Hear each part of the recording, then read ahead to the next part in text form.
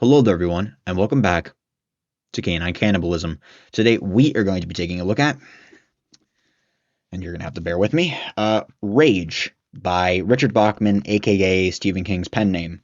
I guess I could just show you the cover of the Bachman book copy that I have, but also it includes the cover art of the original, or that I believe is the original. You read that video title right. If you're here, there's a good chance you've probably at least heard of this book, but maybe you haven't. This book did, in fact, lead to, or rather, inspire certain school shootings. Now, I'm going to get ahead of this right from the start. It didn't lead to school shootings. It didn't make non-violent kids violent. It gave mentally ill children who probably would have already engaged in something similar, some sort of similar act, an outlet, a point of maybe I should do this instead of just kill my dad. All right. I don't subscribe. I mean, no one subscribes to that if you're under fucking 30 and not a politician. No one subscribes to the idea that fucking books and video games and shit can make you violent. But what they can do is inspire people who already have those tendencies to enact or carry out their tendencies. And so that's what this book did. This book became the calling card of a myriad of unhinged individuals who decided to try to act out its story beats in real life. So, yes, it is a book about school shootings. Yeah. This copy in the Bachman books, which is another note, this book is out of print. If you have a copy, either keep it or sell it because it's a collector's item either way. So one way you can find it for, I would presume, cheaper. I didn't buy this. This was actually a present. But one way you can find it is inside an older copy of the Bachman books. This includes Rage, The Long Walk, which is, I would still consider that my favorite Stephen King novel, The Long Walk, Roadwork, and I want to say Running Man. So if you were looking for a copy of this book, you can find it in the Bachman books, or at least old copies of the Bachman books. But the actual book is out of print because Stephen King let it fall out of print after one of the incidents that happened as a result of this book, as a not a direct result, but as a result of this book. The book, at least in this copy, is 125 pages broken up into 35 chapters. I will give you a quick blurb. There is a disturbed boy who, fed up with his life, decides to make it personal with his Algebra 2 class. It's a little more than that. If you're picturing extreme horror style blood and guts running into a classroom and shooting everyone, not the book for you, although I do think there are extreme horror books like that deal with that kind of material. So, if you are unfamiliar with my videos, I am going to be giving you a pre-summary review of this book, some ratings of different aspects of the book, a plot summary, and a post-summary review. If you are familiar with my videos, no content sample today, because it would just be death. I don't even think there's gore. There's blood, but just death. I guess you could say torture. We'll get into it. So no content sample because nothing, no content like that to be sampled. Book's weird. Book is really fucking weird. It's not like surrealist weird, but if you've read it, you definitely know what I mean. It is a strange story. It deals a lot with the concepts of sanity and insanity and how everyone has two sides to them, sane and insane. And the book deals with turning people who were sane insane for a short period of time due to weird Stockholm syndrome bullshit. So it's weird.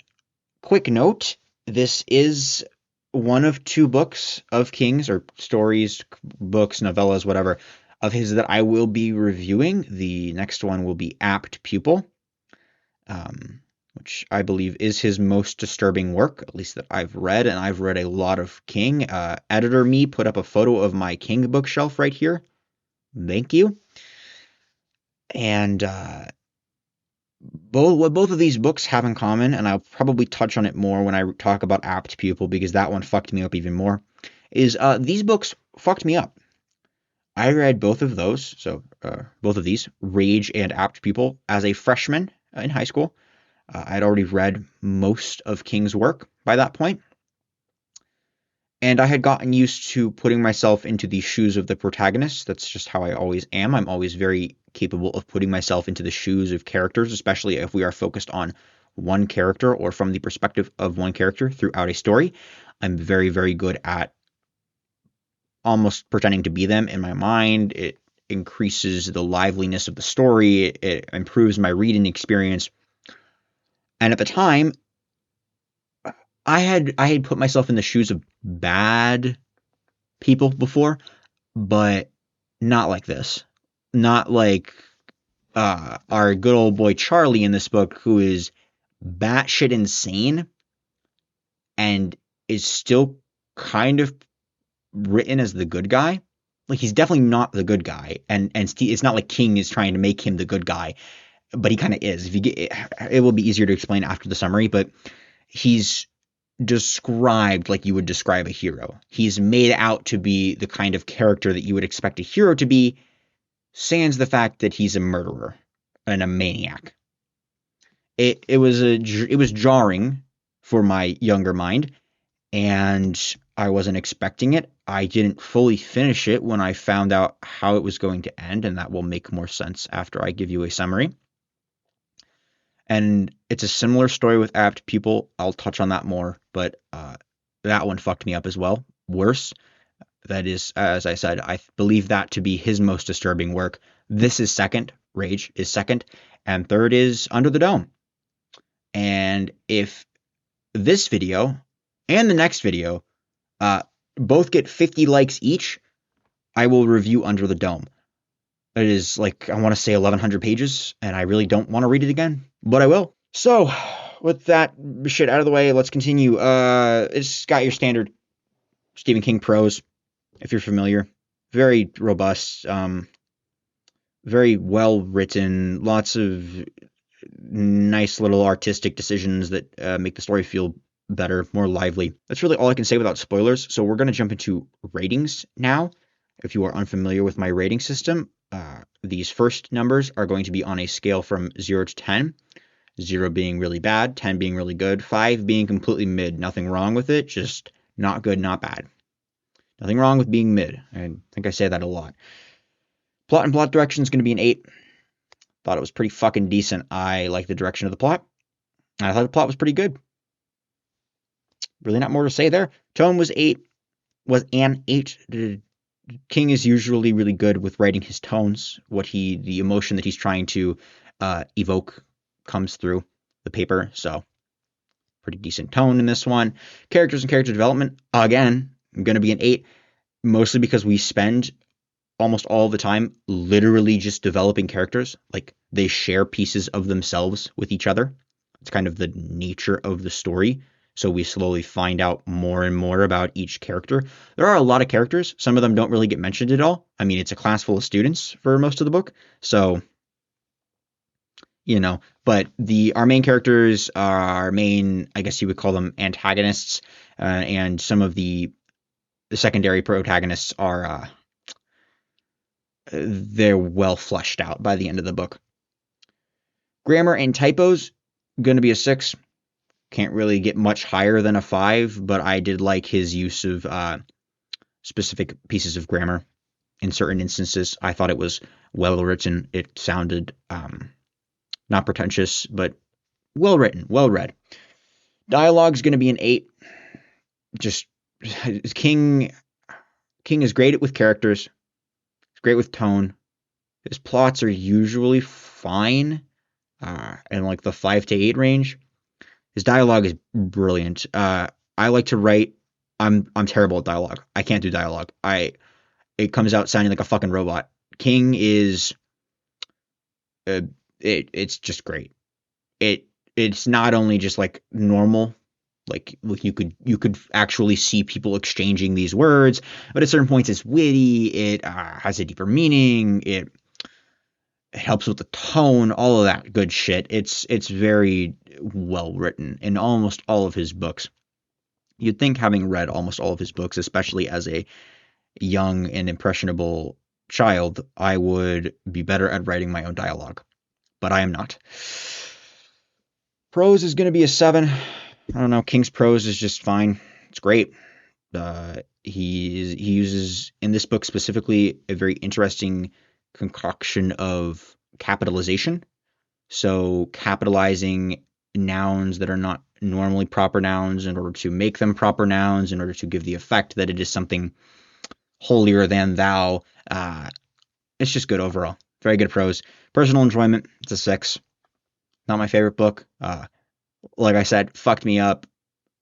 Still kind of is just really fucks me up just from the memory of it. It's disturbing and not in a way that I enjoy, but it's a good book. Next two numbers are your disturbing factor and your gross out factor on a scale from 0 to 10. 0 being not disturbing at all, not gross at all. 10 being the most disturbing, the most gross that you can possibly imagine. For this book, your disturbing factor is going to be a 7.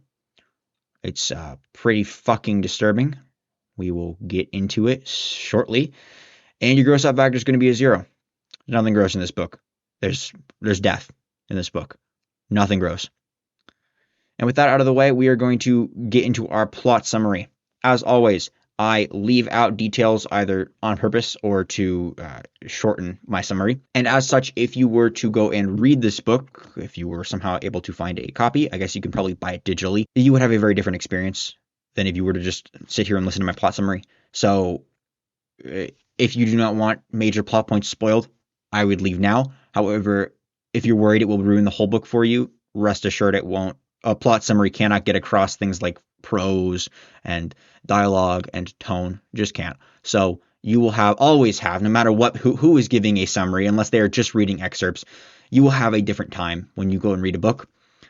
With me specifically, because I leave out large chunks that are just not important to the greater story that I'm trying to weave for you in a succinct manner. So let's get into it.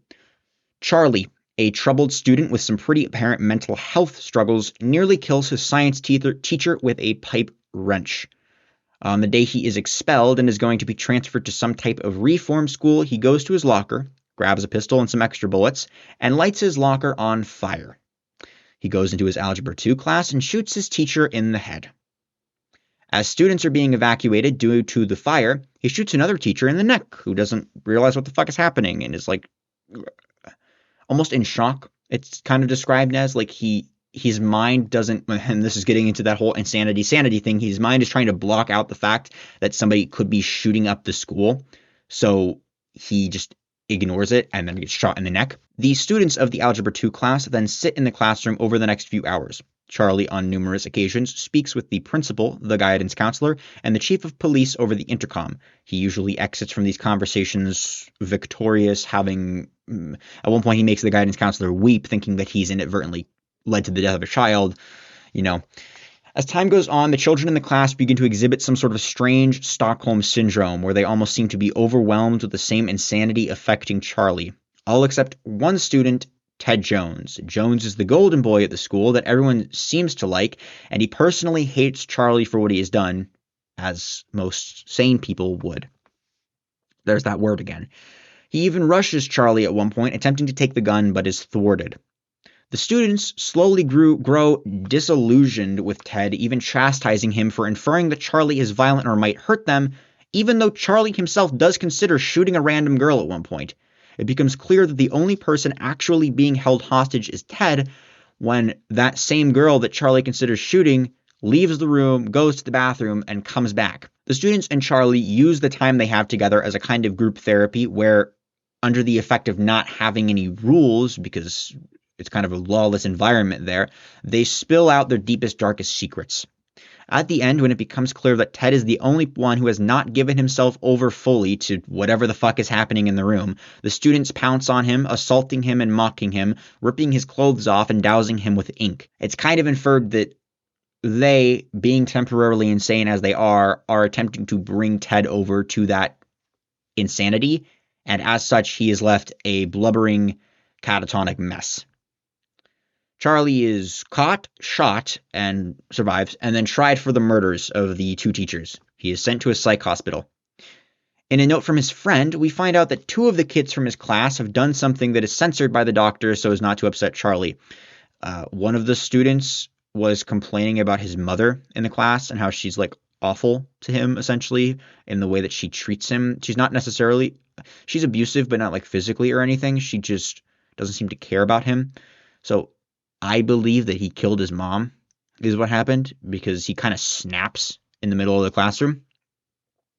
Another child, who seemed to be kind of the school slut, or at least that was inferred, is getting married and also seems to have done something that warrants being censored. A third child, who shared that nothing in their life felt real while everyone was doing their group therapy, seems to have become more despondent as time has gone on. In a later memo from a doctor, it appears that Ted has not been improving. He's still catatonic, blubbering, and is actually deteriorating. At the very end, either Ted or Charlie lets the reader know that they have a secret again and that it makes them feel human. I think it's probably more likely to be Charlie, but I don't know. I would. Here's my thought on that. There are a few things that are said that could be interpreted as either of them. The narrator of this chapter says that they eat the pudding that is given to them, even though they don't actually like it. And it feels good to have a secret again. It makes them feel human. That could be Charlie or Ted, because Charlie shared all of his deepest, darkest secrets in the class and slowly became more unraveled and more disillusioned with the situation. And Ted had all of his deepest, darkest secrets forced to be shared at one point. And then also, when the kids attack him, they yell out all of the little dirty details they know about his life. However, the person also says that the last thing they remember of their senior class is the fucking ink on their hands, essentially, and they're trying to forget that. And again, Ted was attacked. The kids poured ink on him and then attacked him with ink on their hands. But also, Charlie makes specific note that the last thing he sees from the senior class as they walk out of the building before he's captured is the black ink all over their hands, almost as if they were caught red-handed, that kind of thing. And then also just the fact that the doctor says that Ted was deteriorating.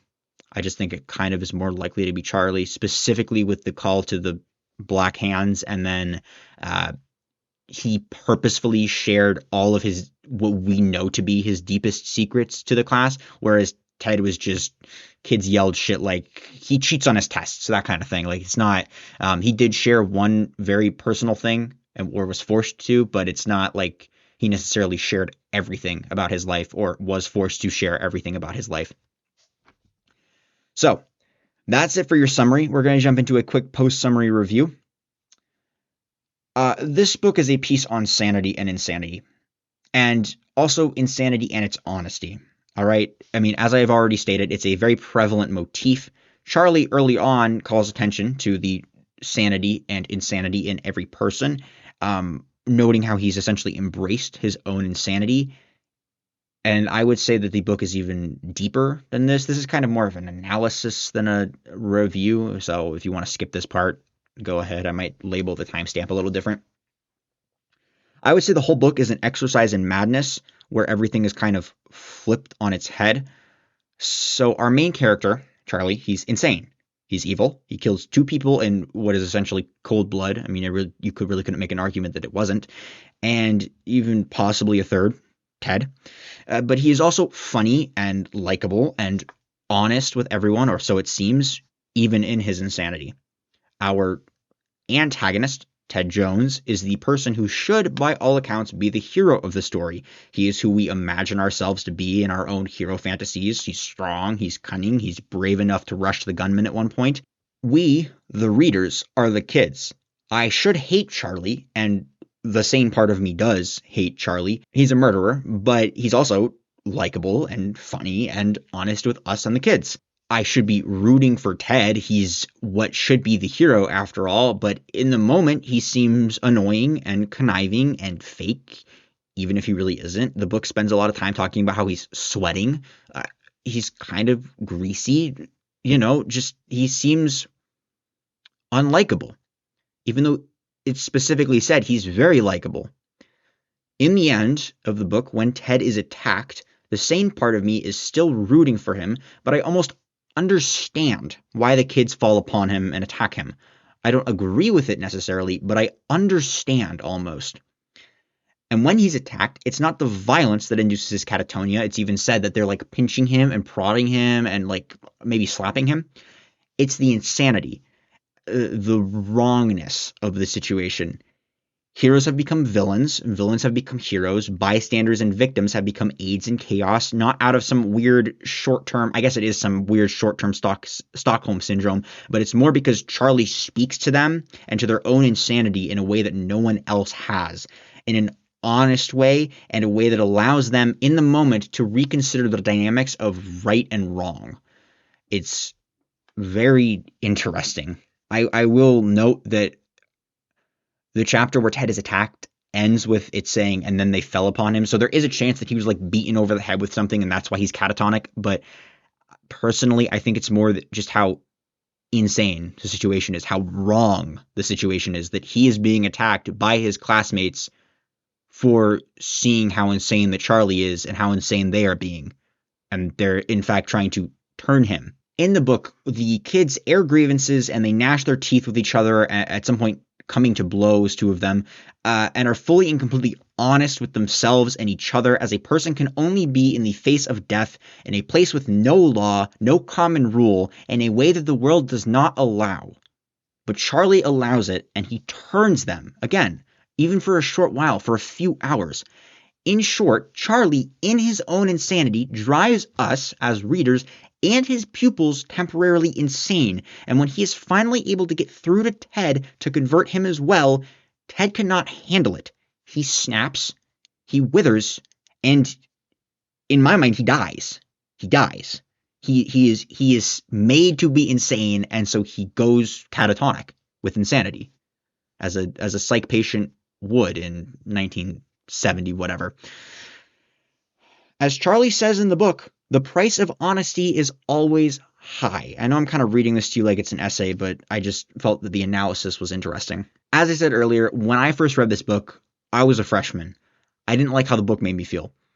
I didn't like that I identified with Charlie because he was made to be almost identifiable in a way, and I didn't like that I almost disliked Ted, even though I kind of wanted to be Ted. You know, you always want to be the hero in the situation.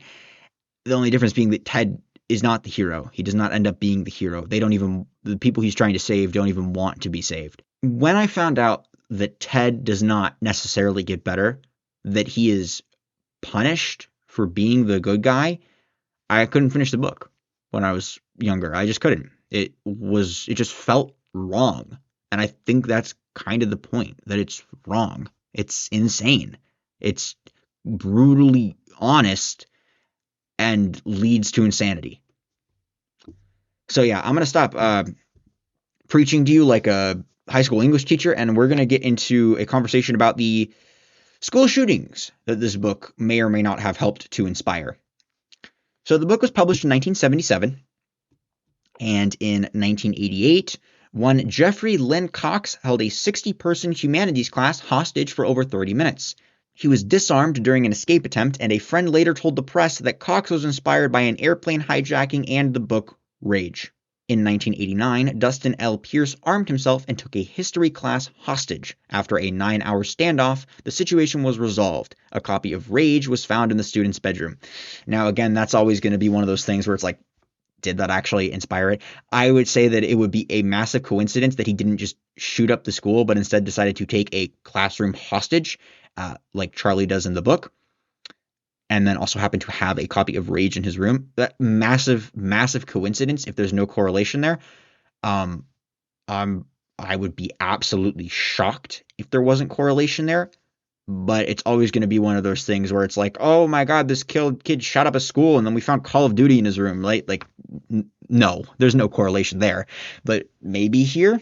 In 1991, Ryan R. Harris, apparently inspired by the book Rage, and I'm going to stop for a moment. All of these little summaries that I'm giving you are summaries that from Wikipedia, not word for word. I took the Wikipedia articles and shaved them down, but this little section didn't link to its own Wikipedia page about like the high school or anything, and the only link for this section went to a 404 page.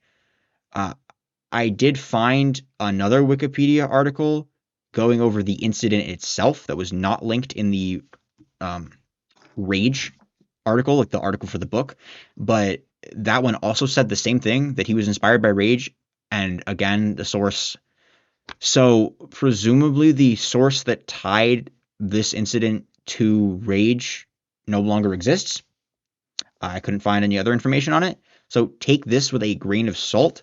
However, it is said that he was inspired by Rage. I'm going to assume that wasn't just pulled out of somebody's ass, though it may have been. And he took a math class hostage for 4 hours. Throughout this time, he made demands to police, including for $1 million and a helicopter. He was disarmed and the situation was resolved. After his release, a woman he was involved with was found murdered, and after a traffic stop, he engaged in a 15-hour standoff with police before he killed himself. So, in 1993, Scott Pennington killed his English teacher and the school's custodian. This because the teacher had given him a C grade on his essay about Rage. He held the class hostage for around 15 minutes and later said that his goal was to kill any 2 people in order to become eligible for the death penalty. He was sentenced to life with possibility of parole after 25 years and later severely assaulted an employee at the prison. In 1997, Michael Carnail shot 8 fellow students, killing 3 at a prayer meeting. He had a copy of Rage in his locker. This is the incident that moved King to let the book fall out of print and, in my opinion, the least likely to be really connected at all.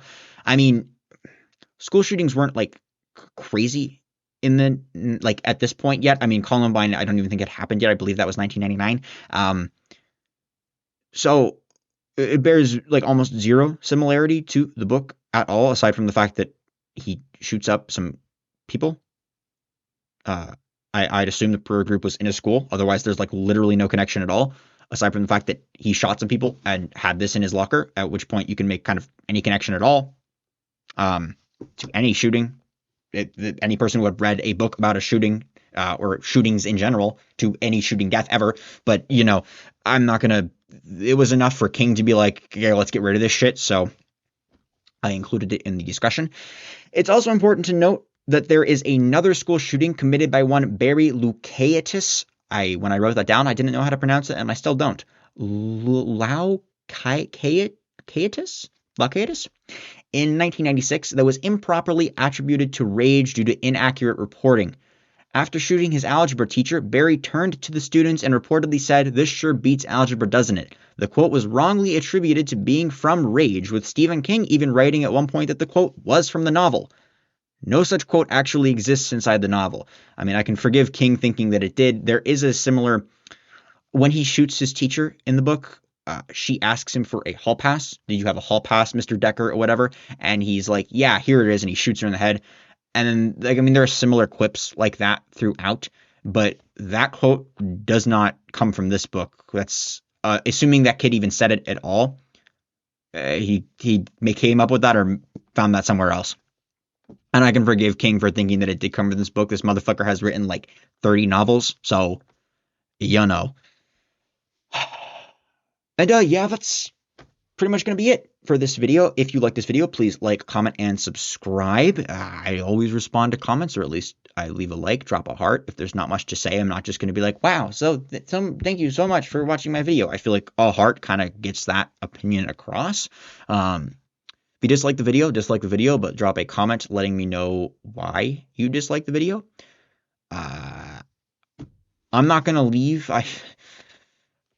Normally, I leave a link in the description to where you can buy this book. I'm not just going to link a fucking random eBay listing, and I'm not really going to recommend the book to you because the author has chosen to let it fall out of print. He has chosen to let it fade into the recesses of memory.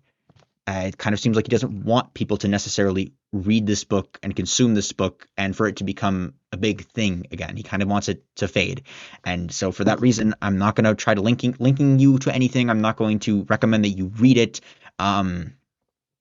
You can if you want. Obviously, I'm not going to sit here and be like, well, no, I think you should respect the author's opinion when I clearly didn't. I I think you're well within your right to go and find a copy if you want one, but I will say that the author has chosen to let the book fall out of print, so take that into consideration if you choose to read the book. Weigh that against your own morals or whatever. I don't really give a fuck, if I'm honest, but you might. What else? My opinions are my opinions and my opinions alone. Again, I'm not really going to tell you to go read the book because it might not jive with your morals, but just remember to form your own opinions. Maybe do some research on the book or whatever. Or maybe just understand that I am one person coming to you with my own opinions about something. And even if you haven't read it, you shouldn't necessarily trust everything I'm saying. Just a thought. And yeah, that's going to be it. See ya.